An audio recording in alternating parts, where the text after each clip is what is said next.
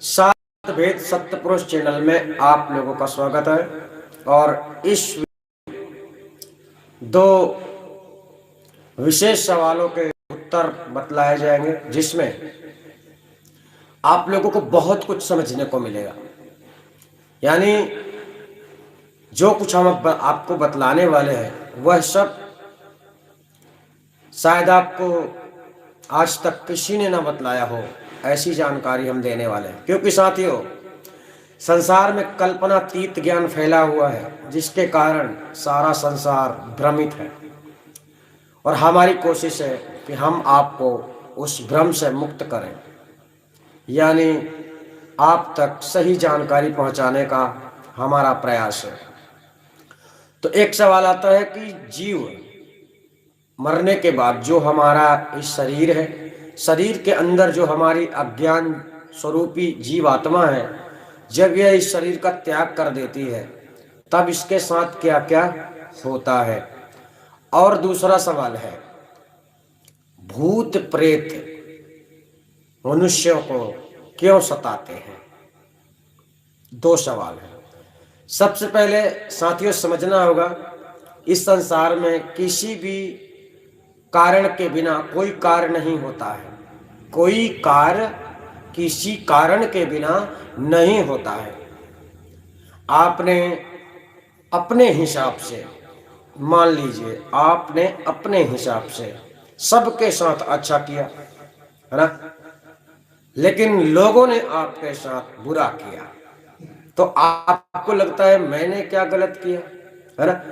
तो एक बात तो आपको निश्चित रूप से समझ लेना है, अदले बदले लेखे लेखा, समुझ ज्ञान सुन ज्ञान विवेका, समुझ जान सुन ज्ञान विवेका। यह संसार का नियम है। अगर आप किसी के साथ गलत करते हैं तो आपको उसका परिणाम निश्चित मिलना है। और आप कौन हो? आप हो एक आत्मा। आत्मा में जो आवरण चढ़ा हुआ है, जो देखने में आता है शरीर, ये आत्मा की सहायता के लिए है केवल। यानी हमारे शरीर में जो कुछ चल रहा है, जो कुछ भी हो रहा है, उसका एक विशेष कारण है आत्मा। आत्मा के बिना कुछ भी नहीं है। जब आपकी मृत्यु होती है, सबसे पहले आपको समझना, मृत्यु की 3 शाखाएं होती हैं। शाखाएं, अब आप सोचेंगे मृत्यु में भी शाखाएं होती हैं? जी होती हैं। ये भूत प्रेत बनते कौन है, ये भी समझना होगा। क्या सभी जीवात्माओं को भूत प्रेत की योनि प्राप्त होती है? नहीं। यानी मरता तो हर कोई है, लेकिन हर कोई भूत प्रेत नहीं बनता है। तो ऐसा क्यों होता है? हमने आपको पिछले वीडियो में भी दर्शाया है कि आपने जो मनुष्य के तन में रहकर कर्म किया, उसके अनुसार आपको दूसरी योनि प्राप्त होती है। आपने जीते जी पुण्य किया, पाप किया, धर्म किया, अधर्म किया, अच्छा किया, बुरा किया, जो भी किया, उसके हिसाब से आपको योनि प्राप्त होती है। तो चलिए अब 3 शाखाएं थोड़ा समझ लेते हैं कि ये 3 शाखाएं मृत्यु की होती कैसी हैं। कभी कभी साथियों ऐसा होता है कि कोई व्यक्ति के बारे में आपने सुना कि मेरी कल मुलाकात हुई थी, यानी उसके मरने के उपरांत, मरने के पहले उसे भी ज्ञात नहीं होता और ना दूसरे को ज्ञात होता है। यानी बिना तकलीफ कोई कोई मनुष्य शरीर को छोड़ देता है। यानी मनुष्य शरीर को कोई कोई आत्मा छोड़ देती है, त्याग कर देती है। जब शरीर जीर्ण हो जाता है, वृद्धावस्था हो जाती है, शरीर में ताकत नहीं होता है ना, सुनने की शक्ति खत्म हो जाती है, मुंह में दांत नहीं बचते, तो क्रियाएं बंद होने लगती हैं, और ऐसी अवस्था में जब आपके अंदर क्रियाएं बंद होने लगेगी तो फिर आप क्या कर सकोगे? कुछ नहीं कर सकोगे। जैसे कोई वस्तु जब ज्यादा पुरानी हो जाती है तो वह खराब मानी जाती है, और उस खराब चीज का मनुष्य क्या करता है? त्याग कर देता है।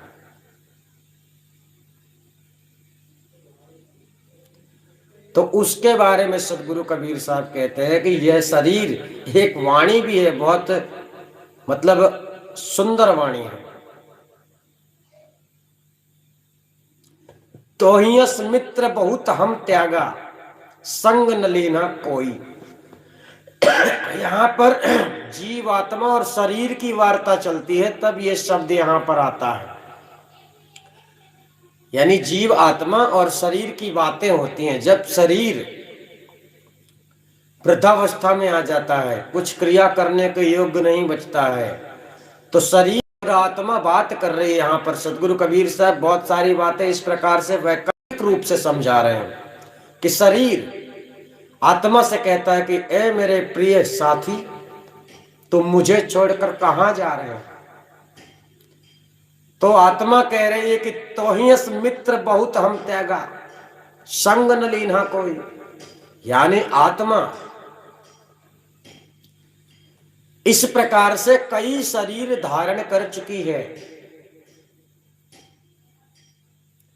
आत्मा का कोई ऐसा शरीर नहीं जिसे हम एक कह सकें। इस प्रकार का शरीर, पांच तत्व स्वरूपी शरीर, ऐसा आत्मा ने बहुत शरीर धारण किए और उन शरीरों को छोड़ भी दिया। यानी कहा जाता है कि तोहियस मित्र बहुत हम त्यागा, संग न लीना कोई।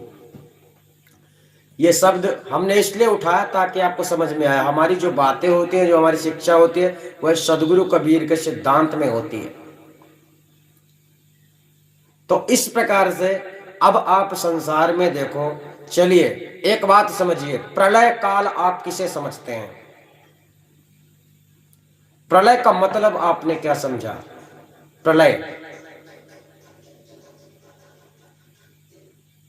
प्रलय का मतलब होता है सृष्टि, जगत, विश्व ब्रह्मांड का विनाश।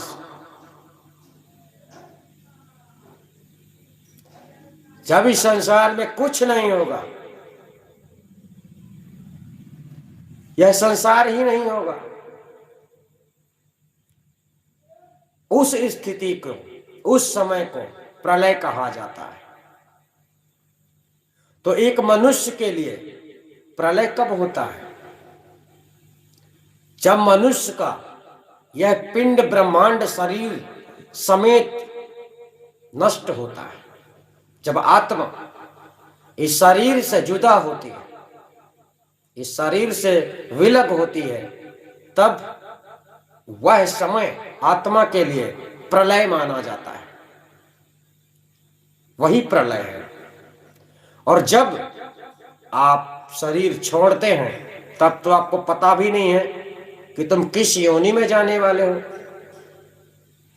क्योंकि तुम्हें पता नहीं है। इस धरती में रहकर आप हिंदू बने रहो, मुसलमान बने रहो, सिख बने रहो, ईसाई बने रहो, लेकिन ये सच है नहीं। आप इंसान हो, इंसान ही बने रहो।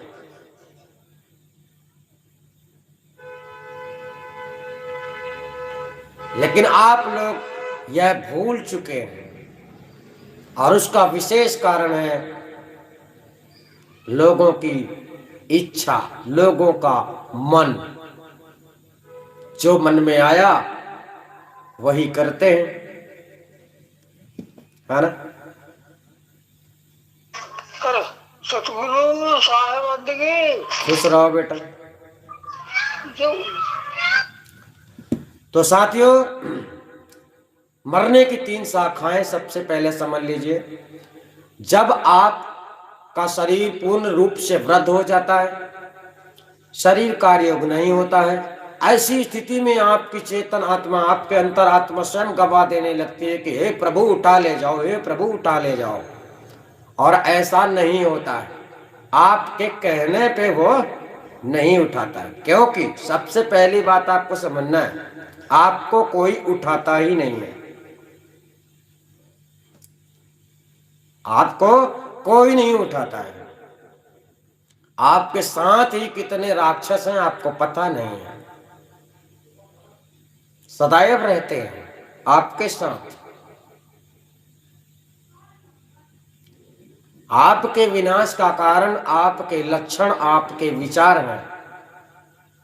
आत्मा को तो कोई पकड़ नहीं सकता। सोचो तो कौन तुमको पकड़ने आएगा? कैसे पकड़ेगा? है ना? तो ऐसा नहीं होता। आपने सुना होगा कि जब कोई आत्मा को पकड़ नहीं सकता, जब कोई आत्मा को काट नहीं सकता, आत्मा को अग्नि से जला नहीं सकता, पानी में गीला नहीं कर सकता, तो फिर आत्मा का विनाश कौन कर सकता है? आत्मा को पकड़ कौन सकता है? उससे बड़ा कौन होता है? जब इस तरह की बातें आप अपने दिमाग में डालोगे तो गरुड़ पुराण नामक पुस्तक की वृथा बातें आपके समझ में आ जाएगी। क्योंकि हमने आपको पहले ही बतला दिया, सच यही है कि इस संसार में जब आप जन्म लेते हैं, कर्म करते हैं, जैसा भी करते हैं, करते रहते हैं, जब प्राण आपके छूटते हैं, उसमें से पुण्य पाप के जो लेखे होते हैं, उस हिसाब से डायरेक्ट ही आपको वो योनि प्राप्त होती है। तो प्रथम स्थान है मृत्यु का, जो कि मरने के बाद आपके कर्मानुसार दूसरी योनि प्राप्त होती है। एक मरने की ये क्रिया होती है, ठीक। मरने की 3 शाखाएं हमने बतलाई हैं, अभी आपको एक ही बतलाया। दूसरी शाखा क्या होती है? दूसरी शाखा ये होती है जब कोई अपने आप से अपने आप की हत्या करता है, ये दूसरी शाखा। किसी की इच्छा पूरी नहीं हुई, टेंशन हो गया, किसी का परिवार बड़ा हो गया, वह परिवार को पालने में सक्षम नहीं है, इस टेंशन से, बदनामी के कारण, कई कोशिशों के कारण अक्सर आदमी इच्छा पूर्ति ना होने के कारण फांसी वगैरह वगैरह जहर वहर खाते हैं। हेलो, सतनाम सही बंदगी गुरुजी। खुश रहो बेटा, सतनाम सही बंदगी गुरुजी। खुश रहो। तो जो दूसरी शाखा वाली मृत्यु है, स्वयं की इच्छा को पूर्ण करने के लिए जो जन्म लेते हैं, उन्हें साथियों जो इच्छा उनकी बाकी रहती है, जैसे जिस कारण से वो मरा, आप ये समझिए, जिस कारण से वो मरा, अपने आप को फांसी लगाया या फिर अपनी जान ले ली, तो उस कारण को पूरा करने के लिए उसे पुनः जन्म प्राप्त होता है, और वह जन्म उसका उसी जन्म में आ जाता है। जन्म दूसरा है, लेकिन उसी जन्म में इसलिए आ जाता है क्योंकि उसका अधूरा कार्य बाकी रह गया, नाम का जन्म दूसरा हो जाता है। तो उसने इच्छा कैसी की थी, कामना कौन सी की थी, उस हिसाब से उसे दूसरी योनि दे दी जाती है। यह दूसरे नंबर में मरने वाले की प्रक्रिया है। अब चलते भूत प्रेत शैतान जिन्न खबीस आदि ये सब कैसे बनते हैं। अगर आप पानी में गिर के मरते हैं, मान लीजिए आपने बहुत ज्यादा नशा कर लिया, ऐसा सब कोई तो करता नहीं है ना, लेकिन पानी के अंदर मरने के बाद जो आपकी योनि प्राप्त होती है वह प्रेत की योनि है। अगर आप तांत्रिक हैं, ओझा हैं, झाड़ फूंक आप करते हैं, मंत्र का आवाहन करते हैं, मंत्र चलाते हैं, है ना, तो आप मरने के बाद जिंद की योनि प्राप्त करेंगे, क्योंकि जिंद बहुत ही बड़ा मायावी शक्तिशाली राक्षस माना जाता है। और इसी प्रकार से नाना प्रकार के मृतों के अनुसार उसकी मृत्यु कैसे हुई, इसको कहते हैं अकस्मात घटना। अकस्मात घटना की श्रेणी में ये आता है। जैसे कोई मरना नहीं चाहता, गलती हो गई, धोखा हो गया, गाड़ी में आ गया, कहीं फंस गया, कहीं किसी के ऊपर कंटेनर गिर गया, कहीं कोई जल में डूब। अब जल में डूबने वालों की हमने बता दिया आपको, तांत्रिक ओझा जो है, इस तांत्रिक ओझा की श्रेणी में साथियों ब्राह्मण भी आते हैं। ब्राह्मण यानी कि जो पूजा पाठ करते हैं, ये तंत्र की ही एक कला है, तंत्र की ही शाखा है। जितने संसार में पूजा पाठ में रत हैं, पूजा पाठ, क्योंकि जहां भगवान की बात आई, परमात्मा की बात आई, तो वहां पूजा का कोई विषय ही नहीं है। क्योंकि हमने आपको बारंबार बतलाया है कि भक्ति मन से करनी है, तन से नहीं। मतलब मन को रंगना है, तन को नहीं। मन से अच्छा बनना है, तन से नहीं। कई बार सदगुरु कबीर साहब ने टोका है, भेष बराबर हो रहा, तो भेषधारी संसार में आपको बहुत दिखेंगे, भेष से वो आपको साधु संत महात्मा दिखेंगे, लेकिन अंदर से उनके अंदर जो विकराल शैतान बैठा हुआ है उसके बारे में केवल वही जानते हैं, क्योंकि दूसरों के सामने उन्हें अच्छा बनना है। तो दूसरों के सामने उन्होंने भेष का, आप लोगों को भेष दिखाया, आप लोग समझे साधु है, लेकिन उसके अंदर क्या चल रहा है यह कौन जानता है। शरीर के अंदर जितने हमारे स्वभाव उत्पन्न होते हैं वह स्वभाव उत्पन्न होते हैं, और ऐसा हो नहीं सकता कि होगा नहीं। कोई कहे कि मुझे क्रोध नहीं आता, तो ऐसा हो नहीं सकता। क्रोध आएगा, लेकिन उस क्रोध को थामना है। कितना आना चाहिए? इतना आना चाहिए कि दूसरे को नुकसान ना पहुंचे। वो क्रोध सीमित है। शरीर के जितने अंग हैं हमारे, क्या वो काम योग नहीं है? अगर काम योग ना होते तो होते ही नहीं। तो इस संसार में जितनी चीजें, हर चीजें जरूरत की ही हैं। बिना जरूरत का कुछ नहीं है। हमने आपको पहले ही बतलाया कि बिना कारण कार्य हो ही नहीं सकता। तो सबसे पहले आपने 3 चीजें सीखी, पहले जानी। मृत्यु की श्रेणी में प्रथम श्रेणी में जो मरते हैं, जो बुजुर्ग हो जाते हैं, वृद्धावस्था आती है ना, ये ऐसे लोग जो है, फर्क इतना आता है कि कोई बीमार होकर बुजुर्ग अवस्था में मरता है और कोई बिना बीमारी के ही शरीर छोड़ देता है। ये मरने की प्रक्रिया। तो इसमें तत्काल दूसरी होनी, जो भी आपका जिस श्रेणी में आता होगा, आपने क्या किया वो तो आप जाने। मान लीजिए आपने बहुत धर्म किया, बहुत दान किया, बहुत पुण्य किया, तो आपको देवलोक आदि प्राप्त होंगे, यानी आप उन स्थानों में जाएंगे और दिव्य देह धारण करेंगे। फिर आप लोगों को ये संसार मिथ्या दिखने लगेगा।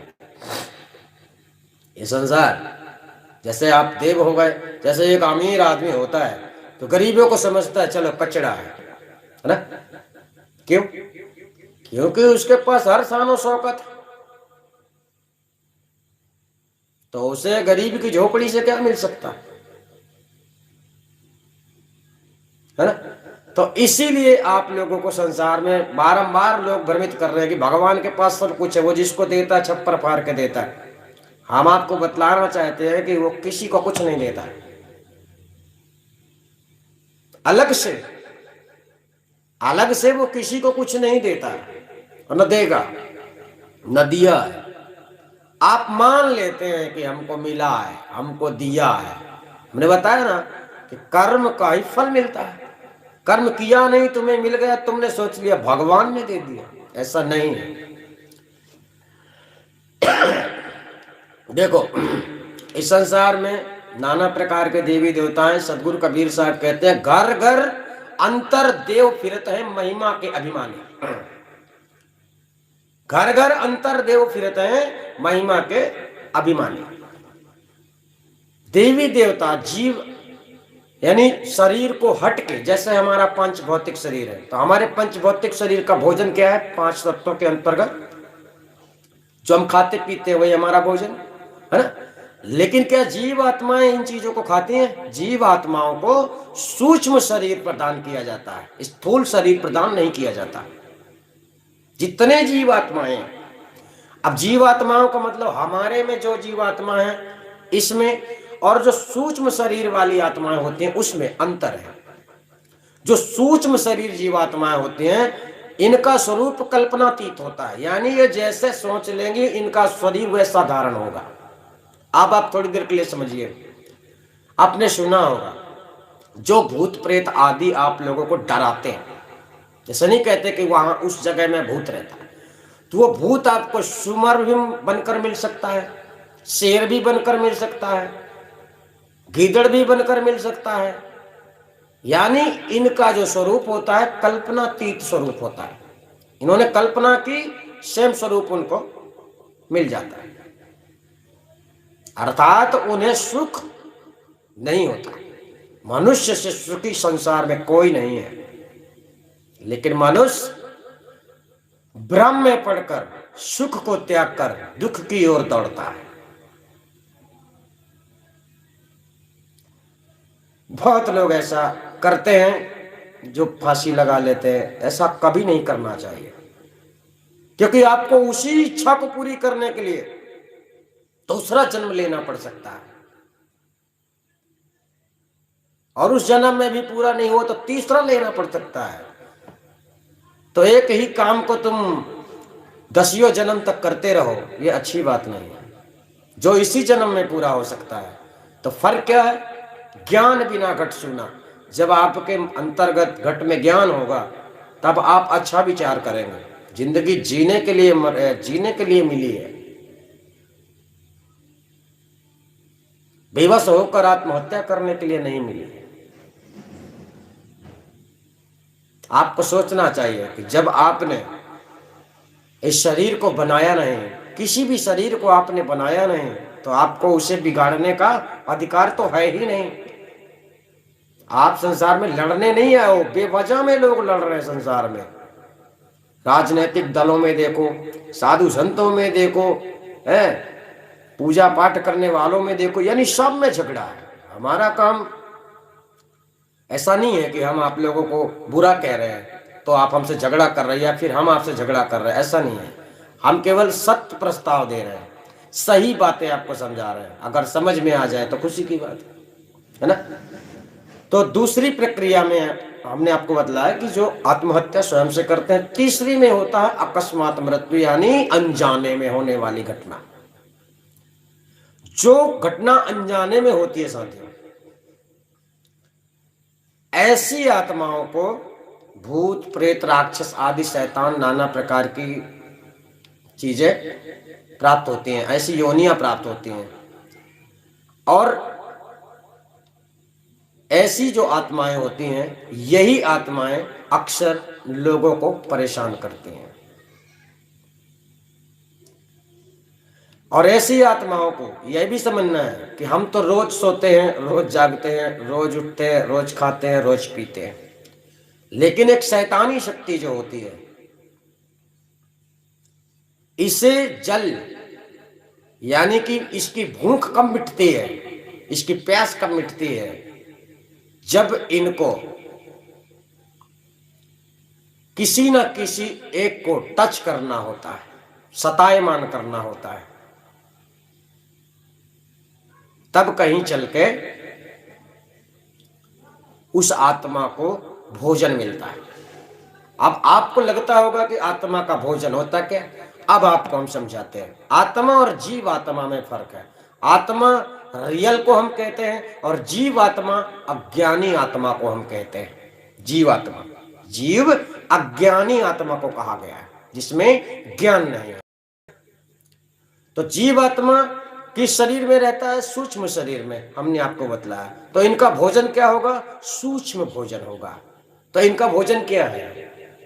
देवी देवताओं आदि एवं भूत प्रेत निशाचरों आदि, ये सब सूक्ष्म शरीर में रहते हैं, इनका सूक्ष्म शरीर होता है। तो इनका भोजन कैसा होगा? सूक्ष्म। तो सूक्ष्म क्या है? सूक्ष्म भोजन क्या है? सूक्ष्म भोजन है साथियों सुगंध। हर चीज में सुगंध पाई जाती है, चाहे वो कोई भी चीज हो। गंध, सुगंध, हर चीज में सुगंध पाई जाती है। और उनका भोजन सुगंध, जल में भी सुगंध है, वायु में भी सुगंध है, धूप में भी सुगंध है, छाया में भी सुगंध है, यानी सुगंध हर चीज में, गंध।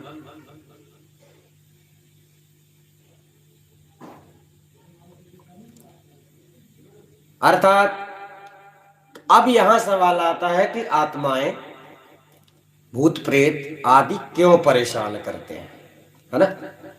तो यहां पर देखिए, उनकी वजह केवल इतनी ही है कि उनकी एक साधना होती है, उनकी स्वयं की एक साधना होती है। जब उन्हें प्यास या कि भूख सतायमान करती है, तब इनके अंदर एक सिद्धांत बनता है, एक इनका सिस्टम होता है कि जो पहले मिलेगा उसी को पकड़ लेना है।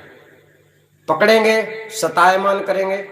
और इसके बाद आपने प्रथा सुनी होगी कि जब झाड़ा वाड़ा कोई लगाता है तो उसे जल दिया जाता है। क्या दिया जाता है? जल।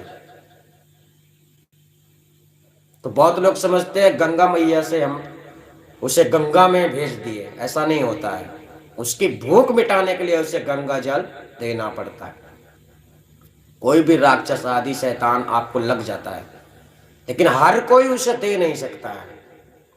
जो झाड़ा लगाता है यह उस पर ही नियमित होता है।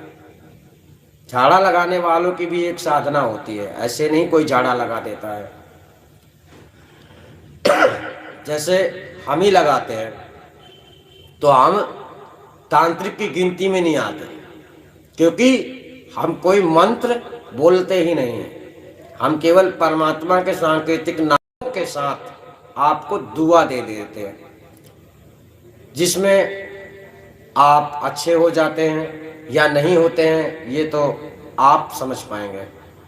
ठीक है, यानी बहुत सारे लोग संसार में परेशान हैं और कोशिश हमारी ये है कि आप सब लोगों को हम शांति प्रदान कर सकें। यानी कुछ तो ज्ञान से, अगर ज्ञान हो जाए तो पूर्ण शांति मिल जाएगी, और ज्ञान नहीं होगा तो मान लो भटकना तो संसार में है ही, क्योंकि ज्ञान बिना ही सब अधूरा है। ठीक है, सतायमान क्यों करते हैं? उनका एक ही विशेष कारण है, जब उनको भूख लगती है तब वो किसी न किसी को टच करते हैं। और कुछ ऐसे होते हैं जो पेशियल होते हैं। पेशियल मतलब होते हैं जिन्हें आपके पूर्वजों ने घर में लाया, ऐसे भूत प्रेत शैतान आदि आपके पूर्वजों ने उन्हें पूजा करके रखा था, सिद्धि की थी और घर में पूजा पाठ करते थे। अब वो मर गए, वो भी परेशान करते। वो परेशान इसलिए करते क्योंकि अब आप लोग उनकी पूजा पाठ नहीं कर रहे, उनका सम्मान नहीं कर रहे। वो जाए कहाँ? जाए तो जाए कहाँ? तो ऐसी अवस्था में भी लोग, मनुष्यों को परेशानी होती है। हर चीज का कारण है। आपको संसार में लाने वाला का कारण क्या है? माँ बाप। कौन है? माँ बाप। तो आपकी परवरिश कौन करेंगे? माँ बाप। प्रथम शिक्षा आपको कौन देंगे? माँ बाप। उसके बाद आप स्कूल में पढ़ते हैं, दुनिया भर में जाते हैं, जो भी करते हैं, कमाते हैं, फिर आपको लगता है हम ही सब कुछ कर रहे हैं। तो ऐसा नहीं है। कारण बिना कार्य नहीं होता है। आपको सीधा ये समझ लेना है कि अगर आप आज दुखी हो या कि सुखी हो तो उसका कारण है। अब वो कारण आपको पता है या नहीं, ये आपको इस वीडियो से समझना है। अगर आप बड़े आदमी के घर में जन्म लिए तो अब आपको कुछ करने की जरूरत ही नहीं, आप तो रईस हो, क्योंकि बड़े आदमी के बेटे हो भाई। कारण ये, तुम खुश इसलिए हो, तुम्हें कारण है कि तुम पहले से ही धनवान। कुछ तो गरीब से धनवान बन रहे हैं तब खुशी है, कुछ पहले से ही धनवान है तब खुशी है, कुछ अमीरी से फकीरी में आ गए तो खुशी है ना। यानी खुशी का आप लोग बहाना ढूंढते हैं, लेकिन खुशी आपको वास्तव में नहीं मिलती है। इसलिए आप एक चीज पर खुश नहीं होते हैं। आपकी नाना प्रकार की इच्छाएं होती हैं और उसी इच्छाओं को पूरी करने के लिए आप भागा दौड़ करते रहते हैं। ठीक है, तो जीव के साथ साथियों मरने के बाद होता ही नहीं है जैसा गरुड़ पुराण दर्शाता है।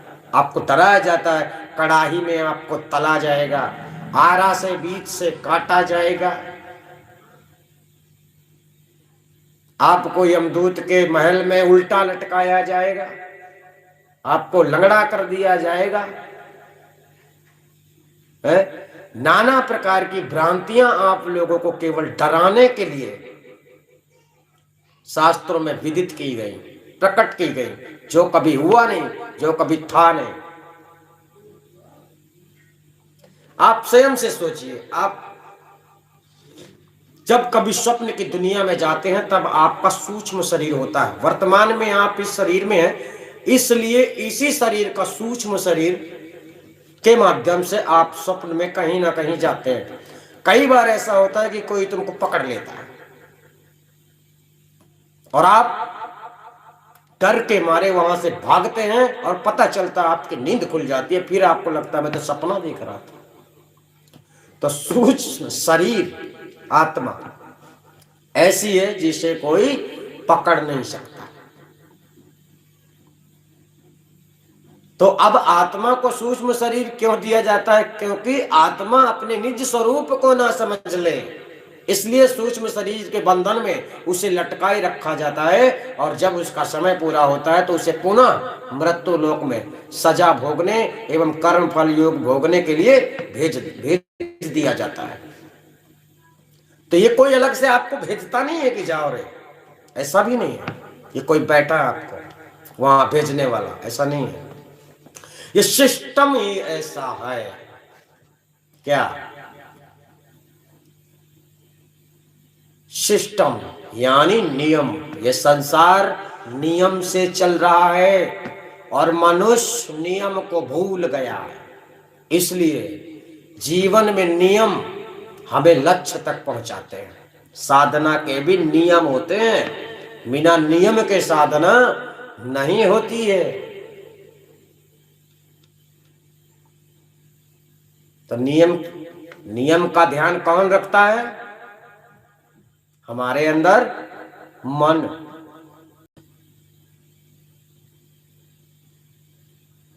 तो मन में ऐसे नियम धारण करो कि हमें इस संसार में रहकर दोष ना लगे, यानी नेकी जो बन सके तो सबके साथ में करो, मत सिर बदी का भार लो, बस हो गया भजन। ये बात तो हम कई बार समझा चुके हैं, ठीक है। अच्छी बात है। और एक प्रक्रिया और है, भूत प्रेत से संबंधित एक बात हम आपको और बतला देना चाहते हैं। तंत्र जगत की दुनिया में, तंत्र मंत्र यंत्र जगत की दुनिया में साथियों दो बातें समझ के रखना है कि आपने किसी के साथ गलत नहीं किया, फिर आपके साथ गलत हो रहा है। आपको बड़ा अजीब लगता होगा, मैंने तो सबके साथ अच्छा किया। कोई अच्छा काम ही बुरा हो जाता है। आपके लिए अच्छा था, दूसरे के लिए बुरा था, है ना। तो यहां पर समझना है कि स्वार्थ की दुनिया है। यहां हर व्यक्ति अपने स्वार्थ में चल रहा है, किसी एक की बात हम नहीं कर रहे हैं। अगर किसी को लग रहा है कि कोई दूसरे के लिए लड़ रहा है तो ये आपकी भूल है। दूसरे के लिए कोई नहीं लड़ सकता। इस संसार में खुद की ही लड़ाई से इंसान जीत नहीं पा रहा है। दूसरे की लड़ाई तुम क्या लड़ोगे? संतो घर में झगड़ा बारी। संतो साधु संतों का क्या ज्ञान है? संतो घर में झगड़ा भाई। हमारा घर कौन सा है? जहां हम रह रहे हैं वही ना हमारा घर है, कि जहां हम कभी गए नहीं वो हमारा घर है। तो हम कौन है? आत्मा। हम रहते कहाँ हैं? शरीर में, है ना। कहाँ रह रहे हैं? शरीर में, है ना। तभी तो ये घर जगमगा रहा है, तभी तो इस घर में अनहद की गूंजे शब्द गूंज रहे हैं। ये अनहद शब्द है जो हम आपको बोलकर सुना रहे हैं, ये अनहद शब्द कहे जाते हैं। इसमें नाना प्रकार के स्वर व्यंजन सब कुछ है। तो हमारी दुनिया को पहले समझो। आप तो संसार में भटक रहे हो, मैं फलाना, मैं ढिमका, मैं ऐसा, मैं वैसा। ये ज्ञान नहीं है, ये दिखावा है। और ऐसा करने से किसी को लक्ष्य प्राप्त नहीं होता है, ठीक है। तो यानी जो भी जादू टोना मूठ आदि सब चल रहे हैं ना, ये सब कर रहे हैं ना लोग, तो उसका एक कारण है। बिना कारण कार्य नहीं होता है। और हाँ, आपको समझ में नहीं आता है कि क्या कारण है, तो आप लोगों को हम उसका रास्ता बतला सकते हैं, उसे जानने के लिए कि कारण क्या है, और करना आपको है। क्योंकि करने बिना आप सोचो तुम ही करके दे दो तो ऐसा तो होगा नहीं, ठीक है ना। तो आप लोग समझ गए होंगे। आपका भी अगर कोई सवाल है तो हमारे नंबर पे 93 40 47 30 57 पर आपको कमेंट कर देना है, जिसके जरिए कमेंट बॉक्स में भी आप लिख सकते हैं, व्हाट्सएप नंबर में भी आप दे सकते हैं, तो उसके ऊपर हम आपको वीडियो बनाकर भेज देंगे, ठीक है। आप समझ गए होंगे। हम आपसे फिर मिलेंगे, तब तक के लिए धन्यवाद, नमस्कार।